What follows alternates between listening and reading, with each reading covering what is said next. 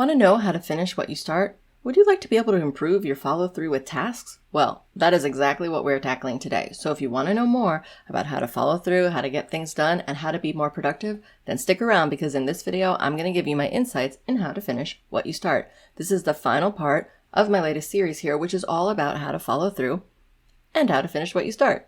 So let's get to it.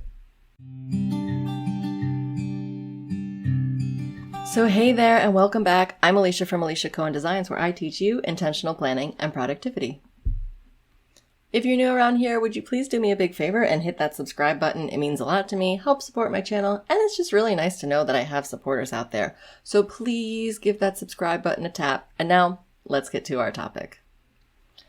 So here we go, our final part of this series about how to finish what we start. And just so you know, in this video, I'm using finish what you start and follow through interchangeably. So I just wanted you to know that.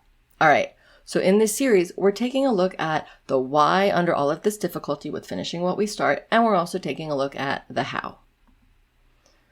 If you're new to this series, let me orient you here for a moment. In part 1, we covered why we don't follow through, and we also put follow through in its place. In part 2, we covered some important related information about decision making and also some important skill building basics. And in part 3, we covered my recommended strategies, numbers 1 through 5, for finishing what we start. But the videos in this series build upon each other. So before you watch this final part, go back and check out parts 1, 2, and 3. I'll link them over there in the cards now. So go over there and click and then watch them and then come on back. I'll still be here.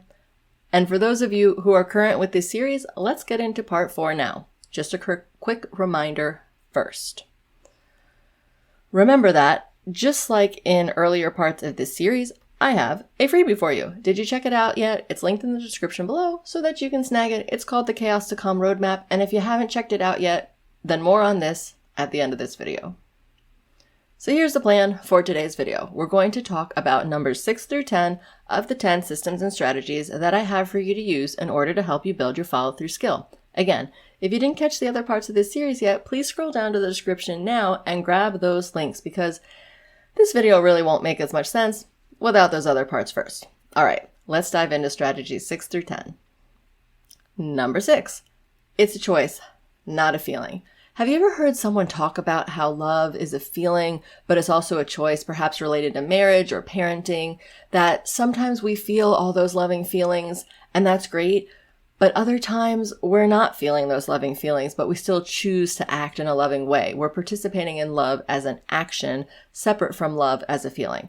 Now, of course, it's really nice when love is a feeling. I know for me, this just feels better. However, it's just not real life to have love as a feeling all the time. So now apply this same concept to follow through. Sometimes follow through is a feeling. We feel motivated and inspired and dive into a project head first, feeling great about it. But the flip side is that sometimes follow through is a choice, an action. We don't have that inspired feeling about follow through. And that's okay. It might not feel great, but it is okay. And more importantly, it doesn't stop us from being able to choose to follow through. I think sometimes we wait around to feel like following through, but this is an unreliable approach and isn't going to get us very far in the development of follow through as a skill. We don't only love our children when we feel like it, right? So while I understand it's not exactly the same, humor me. We also don't only follow through when we feel like it. So with number 6 here, this is where all of our strategies so far all wrap up into one to put it all together. So continuing with our closet example that we've been using.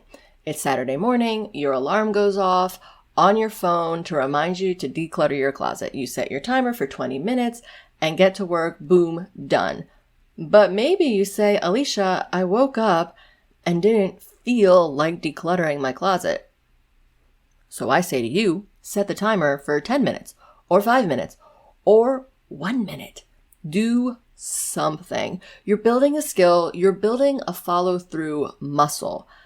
And as long as you show up for yourself, even when you don't feel like it, and you make that choice to follow through, even in the smallest way, then you will be building the skill of being a person who finishes what you start. Remember the Don't make it into a lion when it's just a kitten idea from earlier in this series. Don't make follow through a lion again just because you don't feel like doing it. And don't make yourself wrong because you don't feel like doing it. There's nothing wrong with you for not feeling like finishing what you start. In fact, this is a pretty normal and human way to feel, and it's not unique to you. As I've said before, follow through isn't personal. It's just a skill that you're choosing to develop for yourself. So when you're working on your follow through skill and you just don't feel like it, just think to yourself, oh yeah, Alicia mentioned this. There's nothing wrong here. Stay the course, which actually brings me to our next point. Number 7, expect the expected. When it comes to planning and productivity, sometimes expect the unexpected applies and sometimes expect the expected applies. This is an expect the expected case. We discussed this earlier in this series, but I want to highlight it again here as one of our strategies.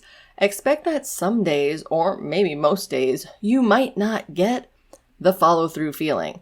Although, not to worry, because you now know what to do when you find yourself in that place. But expect, I don't feel like it, to show up, and mentally prepare yourself ahead of time so that when you find yourself there, you can say, oh yeah, this thing, I thought this might happen. Well, here I am, and now I'm moving on. Now, it may or may not be that simple for you when you find yourself in that moment, but just take some time to think about what might pop up or what could be expected to pop up that would throw you off your follow-through skill building game. Maybe the kids will interrupt you or need something. Maybe your spouse or partner or significant other will interrupt you or need something, right? There could be any number of things that could thwart your efforts. Do some reflecting ahead of time so that you can be mentally prepared. Will other things potentially pop up that you don't anticipate? Maybe. Probably. I don't know. But at least by thinking of some of them ahead of time, you're that much more on your way to building your skill. And with that, you can also come up with an idea for how you will handle those expected pop-ups for if and when they do arise. Number 8, account for time and energy. We also mentioned this one earlier in our series here, but I think it's worth highlighting again. When you're building a new skill, start small and achievable. Make choices that easily allow for the time and energy that you do have. That's why in our closet example, I have thrown out there the option to do 10 minutes instead of 20 minutes. Life is a dynamic, changing entity, and we are dynamic, changing beings. We don't have the same amount of time all the time, depending on what else we have going on.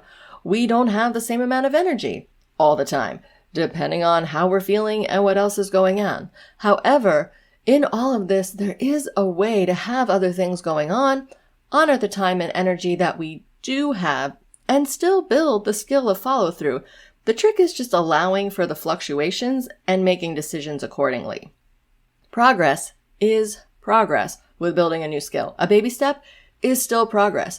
So think about your time, your energy, and the reasonable, easy baby step that you can take so that you're still being consistent with the follow-through skill that you're building. Okay, we'll continue with numbers 9 and 10 in just a moment, but before we get back to it, if you haven't already, would you please hit that subscribe button? As I like to say, you subscribing is kind of like the gasoline for my channel. It keeps things running around here. So please help keep this puppy running and subscribe. Okay, back to it. Number 9. Awareness of delayed gratification. This one isn't something to do as it is just an awareness or a mindset to keep in mind. It feels good to have instant results, right? However, we have the ability to also feel good about having delayed results. It just takes a little more presence of mind about it all. So, I think we just need to remember and be aware of whether we're participating in something that yields instant gratification or delayed gratification. If you are working on decluttering your closet 20 minutes at a time, you probably won't finish it in one day. So just know that going into it. Expect that you will get the gratification, but it won't be instant. It's going to take a little bit. And remind yourself that there's nothing wrong with this. And for many projects and tasks, it's necessary to have delayed gratification, especially when taking the baby steps approach. So try to appreciate and be aware of instant gratification from the baby steps, while also being aware of the dynamic of delayed gratification for the full completion of whatever it is that you're working towards finishing. Again, Nothing to do here other than just bringing awareness to this concept so that it's not derailing us as we go along. And number 10, self-compassion. Building a new skill can be hard or challenging sometimes. So even with all of these good tips and strategies here, on occasion, things just might not go how you were hoping. The best thing you can do is give yourself compassion by acknowledging that things got hard and didn't go how you wanted, and that it stinks and is disappointing. Talk to yourself this way about any setbacks you find yourself having. If you're a person who tends to beat yourself up and the whole world seems to be falling apart because you got off track, do your best to redirect yourself to self-compassion and steer yourself away from degrading yourself. Remember from earlier in this series that following through and finishing what you start is just a skill. It's not personal. It's not an identity. It's not a character problem. There's nothing wrong with you. It's just a learnable skill. And by staying the course and taking consistent baby steps, even if it's just the tiniest of baby steps, you will knock the socks off building this follow-through skill. Use self-compassion to keep yourself in the game if you have a setback. Again, slow and steady gets it done. It's not a race. It's a long walk in your life that you're incorporating a new skill into. Okay, so there you have it. Lots of good systems and strategies to put in place for yourself as you're building this skill. This concludes our series.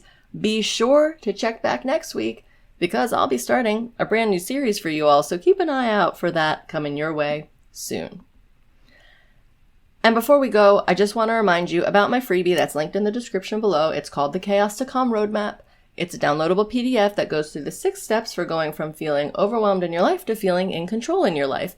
It's what I use in my own life, and so I created this freebie so that I could share it with you. In the Chaos to Calm Roadmap, I've also included the 3 mistakes to avoid when it comes to ditching overwhelm. So go, check out my freebie, and see what you think.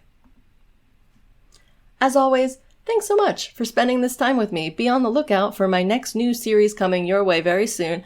And my parting encouragement, as always, if you are feeling overwhelmed today, remember that when it comes to planning and productivity, being intentional plus not giving up means that you are going to get there. Catch you next time. Take good care.